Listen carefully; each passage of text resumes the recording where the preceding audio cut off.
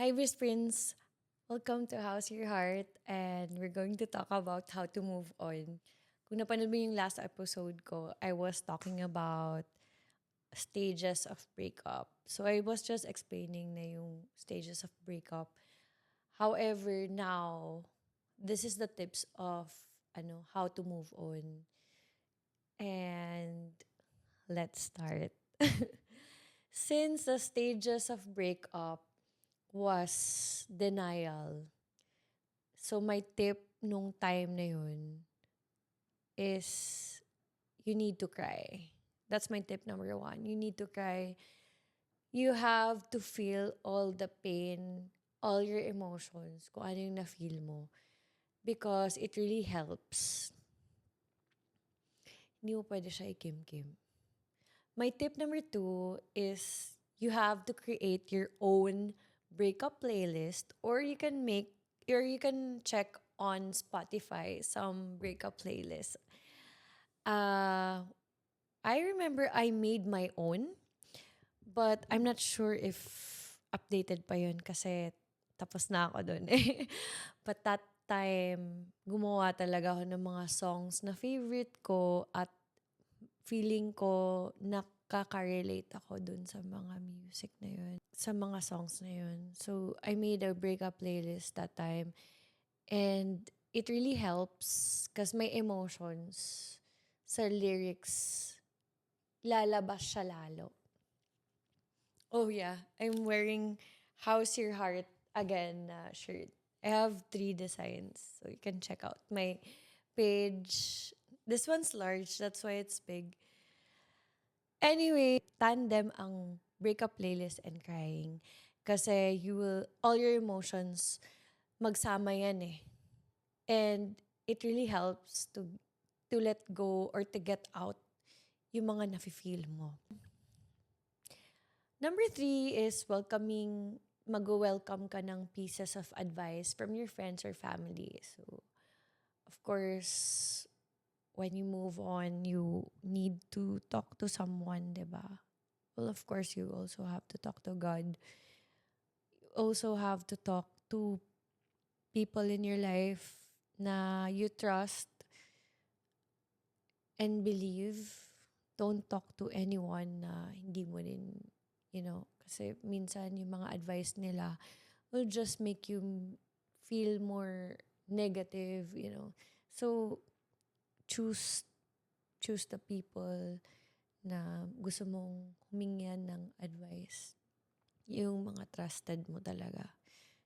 Kasi based on my experience, hindi pala lahat kaibigan ko. So, I trusted so much. So, make sure that they're all real to you.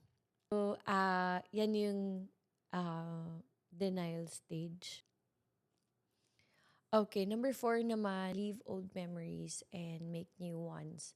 So, since nasa acceptance stage ka na-accept mo na lahat, iiwan mo na yun. Iiwan mo na lahat ng memories mo doon. So, nung tip ko sa inyo, nung time na nag-break kami, sa totoo lang, dami ko tinapon, nagamit.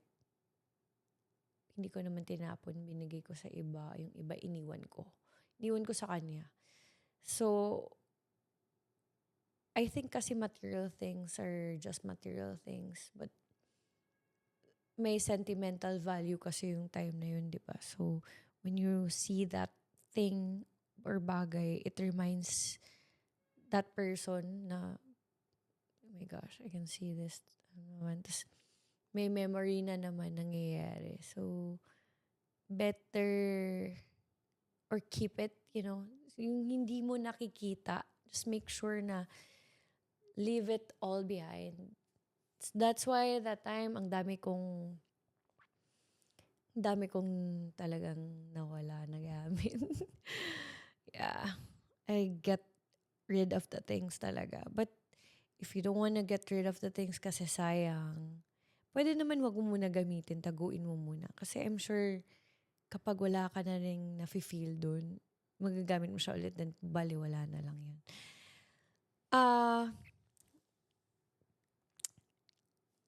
yeah, that's why nung sinabi ko sa inyo na nung pumunta ako ng isang restaurant, kasama ko yung kapatid ko, dun kami kumakain before ng ex ko, but when I was eating again with my sister, it's another new memory and then you're like, kwento na lang. So, it's okay naman. Kasi you have to face that na rin eh. Hindi naman pwede na iwasan mo na lang lahat ng restaurants na yun kasi may maalala ka. Kasi acceptance stage ka na rin eh.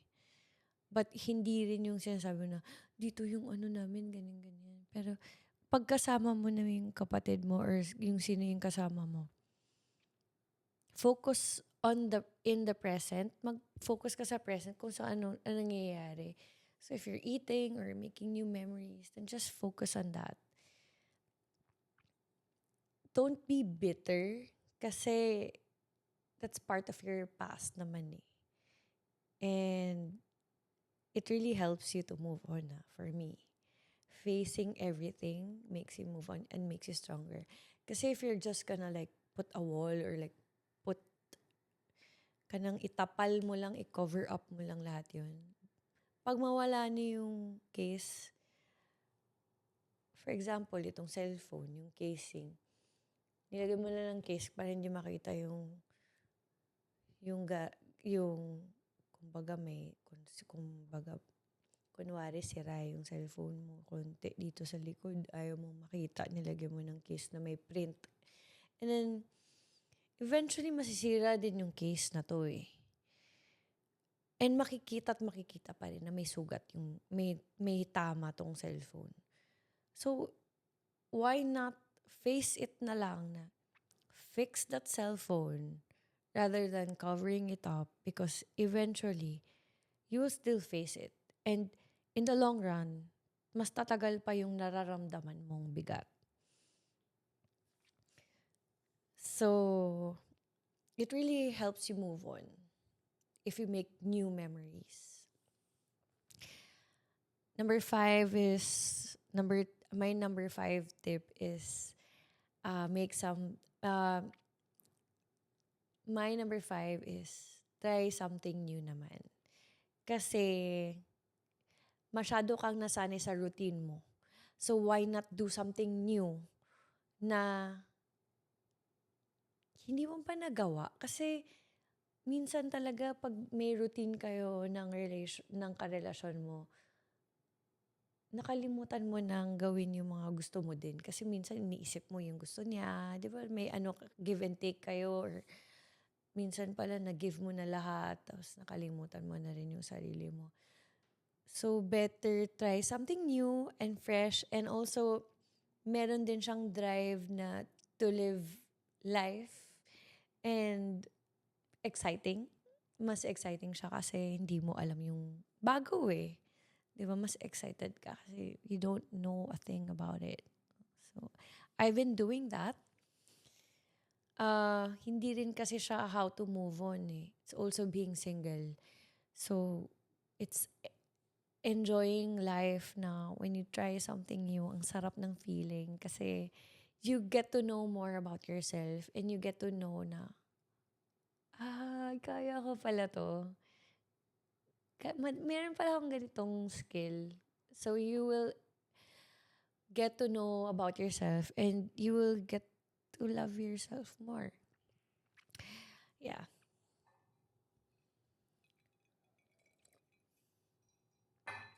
Dami ko na nagawa.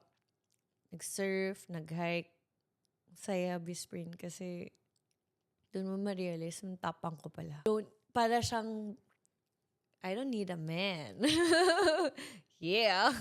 I'm Miss Independent. Yeah. Number 6 is pamper yourself. Kasi naalala mo nung in denial stage ka, hindi mo talaga mag-gets kung bakit kayo nag-break tsaka nag-iisip ka na magbalikan kayo. Stress ka. At may dalawang stress sa pagkain. Either stress eating ka, you love to eat, so you will gain a lot of weight. Or hindi ka kakain. Sobrang payat. Napabayaan mo yung sarili mo. And then, hindi ka na nag-workout. Hindi ka na nagpapa-facial. Hindi ka nagpapamasahe. Ang dami ng bigat sa katawan mo. So, yung physical things na ginagawa mo before, hindi mo na nagawa. Kasi, syempre, umiiyak ka, nagmo-mourn ka, umiiyak ka na feeling mo last day mo na, ganyan. Pero yun talagang nararamdaman mo that time, di ba? But that's okay kasi nasa acceptance stage ka na eh. Pero yun nga yung tip ko, pag na-accept yun na, then pamper yourself. Do something about it. Check your face. Check the mirror. Cool, ano bang kailangan kong gawin sa sarili ko? Bakit ganito na yung nangyayari sa akin? So, I have to do something about it. And then, nung number 3 is letting go. So, letting go kasi is, nakwento ko sa last podcast is, kailangan na let go mo na yung anger mo tsaka moving forward. Pag galit ka pa sa taong yun, parang hindi ka pa nakapag-break dun sa tao, di ba? So, if I were you, forgive. Forgive, it's okay not to forget kasi I think it's also good to forget. Not to forget kasi it will remind you na huwag ka nang bumalik doon, girl. Kasi, di ba, you already know what will happen to you. But, at least nawala na yung galit mo sa kanya. Kasi, lugi ka eh. Sarili mo na yung kaaway mo. Actually, isipin mo na lang ang saya-saya niya. Tapos, ikaw galit pa rin. Pero siya ang gaan-gaan ng feeling niya. Ikaw lugi. So, kung wala ka ng anger, you're moving forward, you're so happy, you're doing the things what you want to do, you're exploring, you're pampering yourself, you're trying something new, you're enjoying life, then sino bang panalo? Di ba ikaw? But, may mga tao hindi nila alam paano daw mawala yung galit nila. Well, it really takes time. It took me time. What I did, I prayed. So that's my tip. My tip number 7 is praying. I don't know, we have a different religion, we have different beliefs. So I believe in God.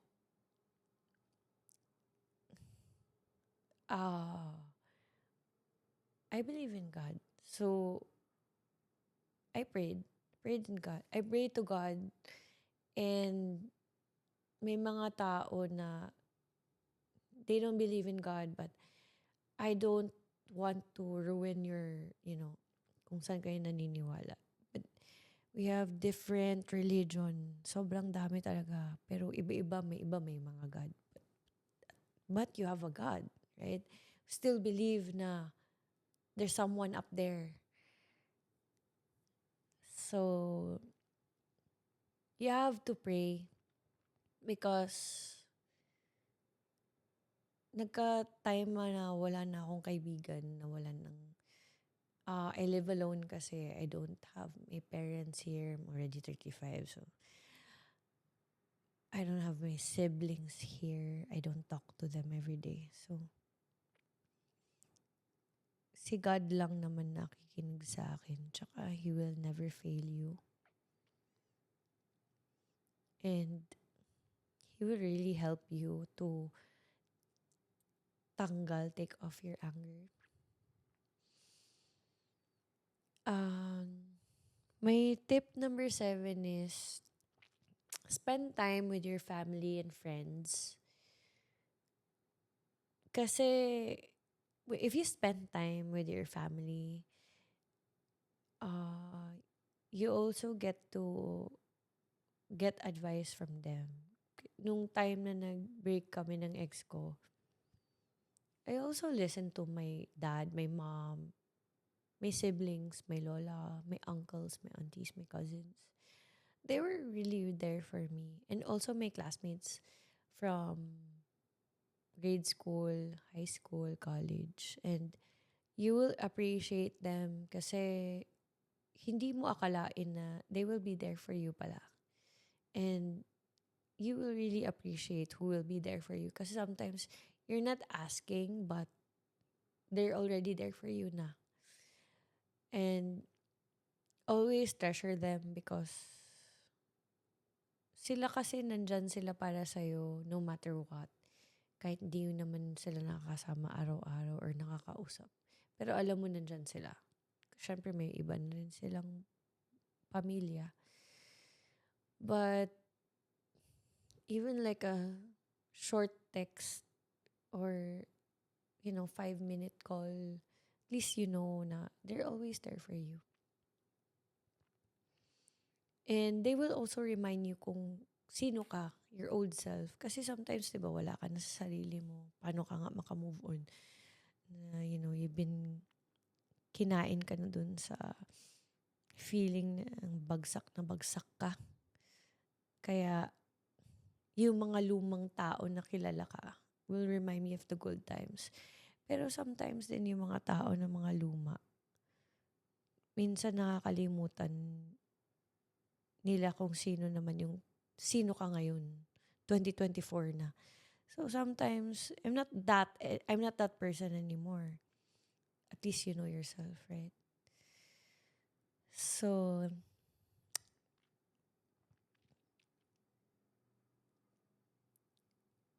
nung gumawa ako ng video na to sa YouTube ko is how to move on. My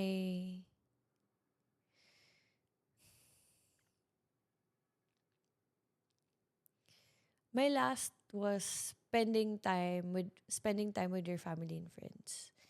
But this is not my last tip. My last tip is myself. After ilang years, na-realize ko, I also have to spend time on my own. Because you know why? Sometimes your friends, your old friends, will remind me for who you are before. But sometimes you will also know na I'm not that anymore. I'm not that person anymore because you are already mature and marami ka na ring napagdaanan. Kaya tama lang din na you have to know yourself. And it's also better to be alone. I'm not saying be a lone wolf. Pero you also need time for yourself. You have to face everything on your own.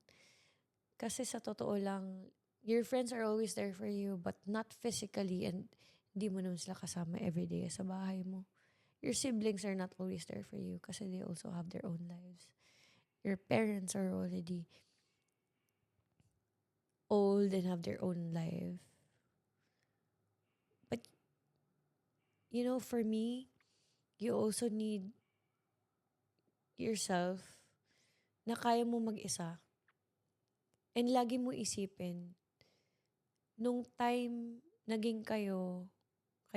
Pero bago naging kayo, ikaw lang naman mag-isa, di ba? Pinanganak kang mag-isa, pinalaki kang mag-isa. Wala naman yung partner mo eh. So isipin mo din, kaya ko mag-isa. Kasi nung pinanganak ako, wala ka naman eh. Kaya,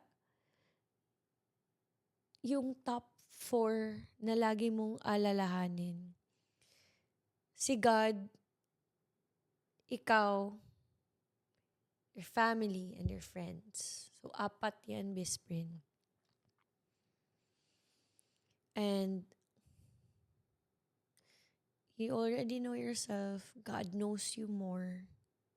Your family knows you. Your friends knows you.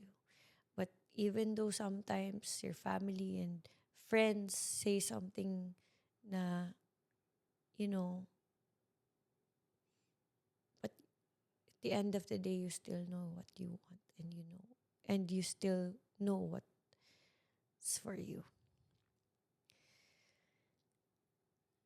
So, my takeaway here is cry, love yourself, forgive, don't forget.